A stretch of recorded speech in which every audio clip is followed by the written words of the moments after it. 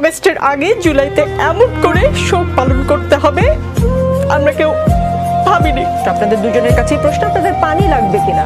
পানির বোতল কিন্তু আছে হ্যাঁ, আপনার পানি ওখানে।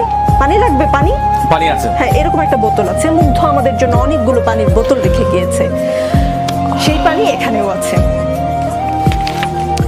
অগস্ট মাস আমাদের শোকের মাস।